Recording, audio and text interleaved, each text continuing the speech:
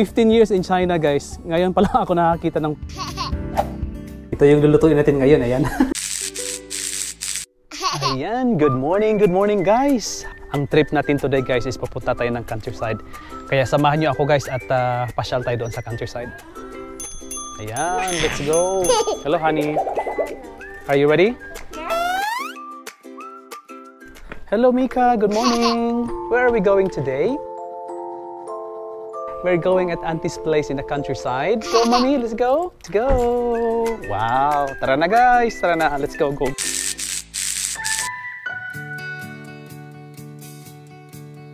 The road ahead, it twists and turns, and the sun beats down and it burns. But I keep on pushing through, and every step quicker than the last. My feet tread down this beaten path. Ayan guys, napatigil na naman tayo dito. Mga sheep. Napatigil ako dito guys kasi nakita ko yung plantation ng mga sibuyas dahon nila dito. Yun yung mga sibuyas nila dito guys. Ang lalaki. Ayan. Kita nyo guys. Ayan. Nasa gitna pa tayo guys. So siguro mga around may mga 30 or more pa minutes guys before tayo makarating doon.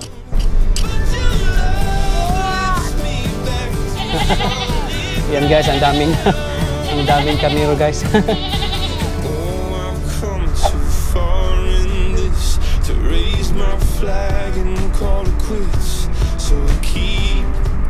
Yan ang gusto ko dito guys sa China guys kasi kahit na nasa labas ka na ng city guys, papasok na tayo guys sa countryside. Ang mga daanan nila dito guys, malinis at saka very organized.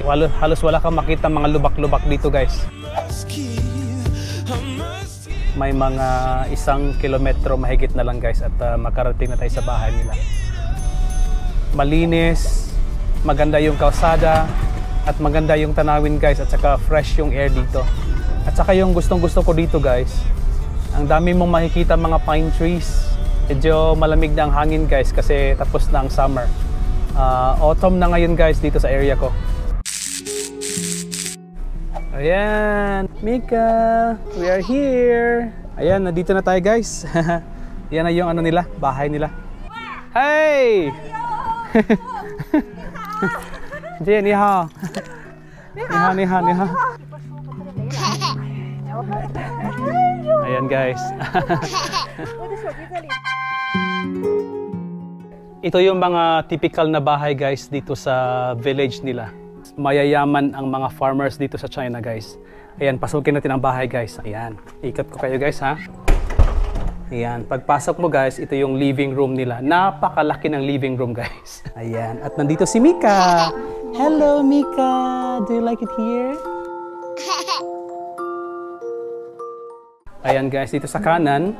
Ayan, ito yung first bedroom nila guys. Ayan, mayroon pang sofa dito sa loob. Ito yung view sa loob ng bahay nila. Ayan, other rooms nila guys, yung pangalawang room. Ayan. Ito yung CR nila guys. Nako, ang laki ng CR nila guys. Mayroon din silang heater dito kasi malamig. Ayan. So kung sa loob ka ng bahay guys, ito yung makikita mo guys sa labasan nila. Ito yung ground nila guys kung saan nagtatanim sila guys every summer. Ayan. Pag summertime guys, marami yung mga tanim dyan guys. Pero hindi ito yung farm nila guys. Yung farm nila nandun pa sa likuran. Ang laki din guys. Tingnan natin dito kung anong for lunch natin. Ayan. Mommy, what's for lunch? Fish. And? Okay, fish and... Ayan guys. Vegetables fresh from the garden. Ayan. At mamaya ako daw ang magluluto kasi hindi siya marunong magluto ng isda. Ayan. Ang laki ng kusina nila guys. Nakikita niyo ito guys? Yan yung magiging heater guys. Mainit yan siya guys during winter time guys. Ayan. Ito yung malaking ano guys, lutuan nila guys. Yung mga Chinese guys, mahilig silang kumain. Kaya hindi pwedeng konti-konti lang lulutuin nila guys. Yung style pala na ito guys, way back, long time ago in China guys. So ganito pala nagluluto yung mga tao guys. Ako ang magluluto guys nito. At gagamitin natin itong malaking kawali nila. Ayan guys. First time kong magluto dito sa China guys na old-fashioned way guys. Old-fashioned way na pagluluto.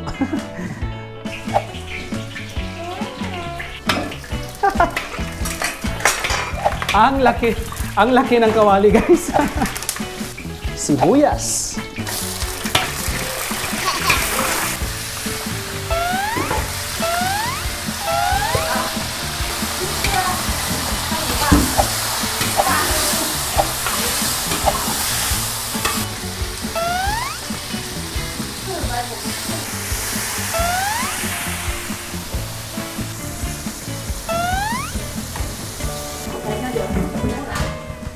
Titingnan natin guys ang niluto nating isda. Ayan.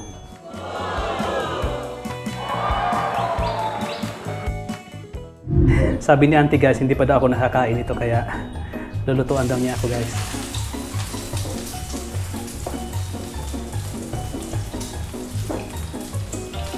Basta pagdating na sa mga ano guys, mga pagkain na may mga flour at pagmasa guys sa paggawa ng mga noodles. At iba't iba pang mga produkto guys na galing sa harina guys. Magaling talaga sila guys. Ito yung mga traditional food ng mga Chinese guys. Ayan. Homemade talaga ito guys. Homemade. Ayan. Luto ni Lola. Ayan. Ayan guys. Dali na kayo guys. At lunch na tayo. Ayan. Ito yung pagkain ng ano guys. Mga farmers dito guys. Ayan. Ito yung ano guys. Yung Chinese pie. Yan, masarap yan guys. At saka yung luto nating isda. Yan, fresh na gulay. Ay nako guys, ang laki ng bahay nila guys at ang laki ng ground nila guys. Talagang minsan talaga guys dito sa China, palagi kang nasusurpresa guys. Wala kang makikitang Chinese talaga guys na naghihirap. Okay? Outskirt na po ito, itong lugar na ito. Bali po, village na po ito. Pero kung makikita nyo po, lahat ng mga farmers dito po, kasi umikot po ako kanina dito, wala ka pong makikita dito na mga bahay na maliliit. Yung bahay niya po siguro nasa mga 300 square meters po. At saka yung ground niya siguro nasa mga 400 to 500 square meters po. Ayan, ang laki po. Ground lang po ito. Tapos ang farm po nila nasa likuran po siguro nasa mga 20 hectares po. Ayan. Talagang namangha po talaga ako dito sa mga farmers nila po. Kasi dito po advanced po ang technology nila pagdating po sa farming. Hindi po sila naghihirap. Okay? So, at dito po kadalasan po ng mga farmers dito po sila po ang may-ari ng mga tawag dito, ng mga farms nila. Ayan guys, na-intriga talaga ako ng puno na ito guys, kung anong klaseng fruit ito. 15 years in China guys, ngayon pa lang ako nakakita ng plum tree.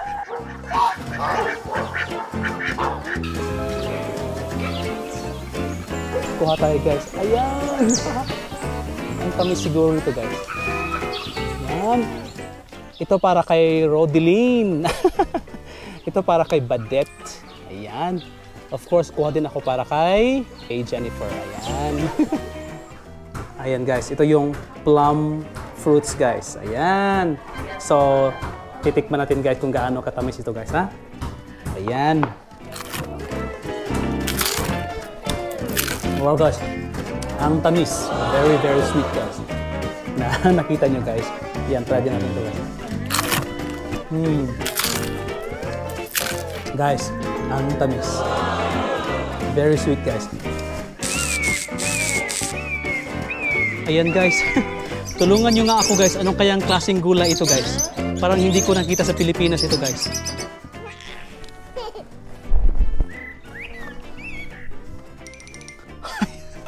Ang laki nito guys. Ano kaya ito guys?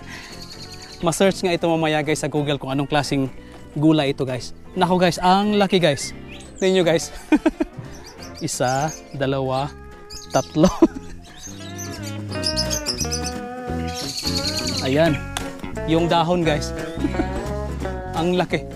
Sabi ni auntie, pwede daw akong kumuha ng iba't ibang gulay dito guys para dalhin sa bahay. Ayan guys. Ang lalaki ng mga kamatis dito guys. Ayan guys. 5 pa lang ito guys, pero ang bigat-bigat na. Nasa mga 1 kilo na ito guys. Ang bigat.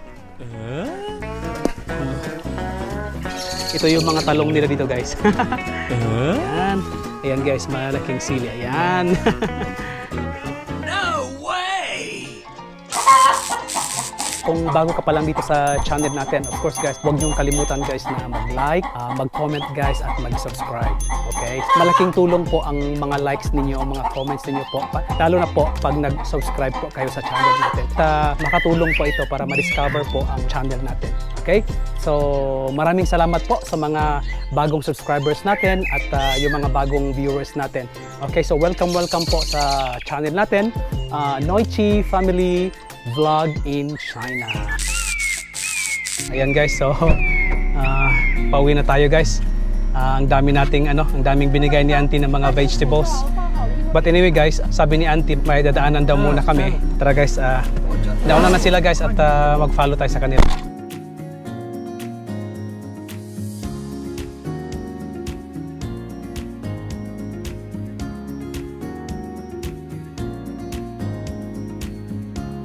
Outskirt guys na village, pero ang ganda guys. Ang ganda dito guys. Tingnan nyo naman ang mga daanan guys. Ang linis at ang laki. Sa loob lang ito ng village guys. So maganda talaga dito guys pag summertime. Pero mag-enjoy na tayo guys kasi autumn na kaya. Tapos ng summer. So pag taglamig na naman guys, pag winter na naman, magiging gloomy na naman itong lugar na ito guys kasi ito lahat na mga kahoy guys, lahat na mga green na nakikita nyo rito, mawawala yan lahat guys, matutulog yan lahat guys. Ayan guys, ito pala yung plantation ng mga melons dito guys. Ang dami pala dito guys.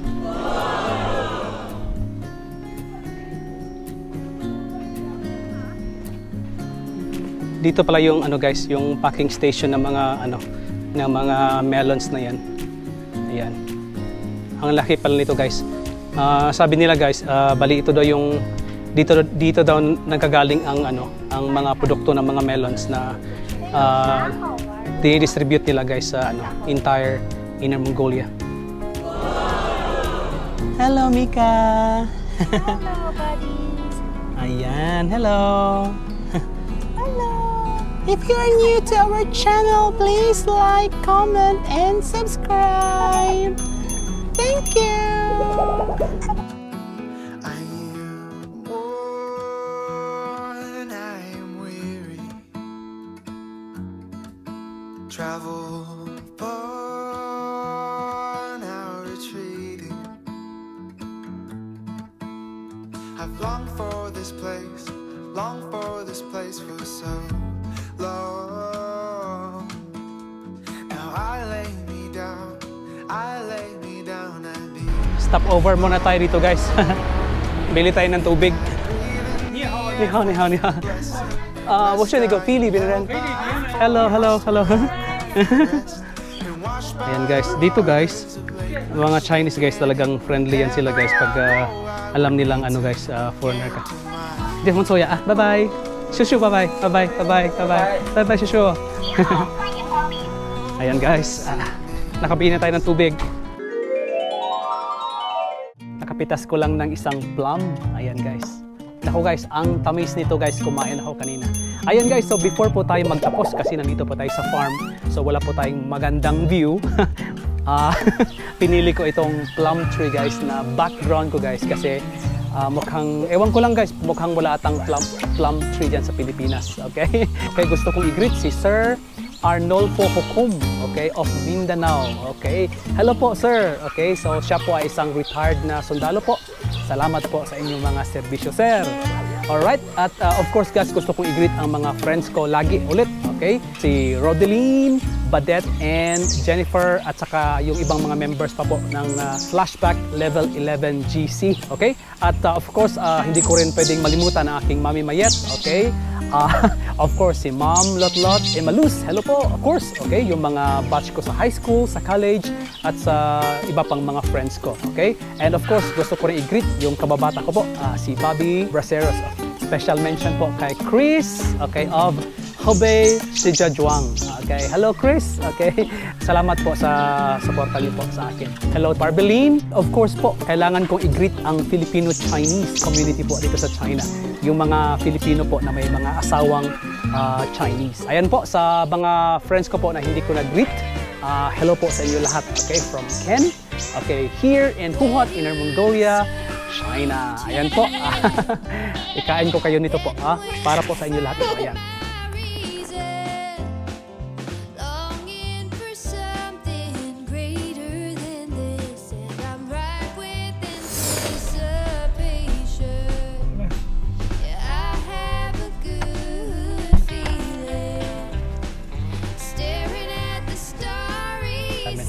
Ayan guys, so salamat guys sa pagsama sa akin sa trip namin to the village.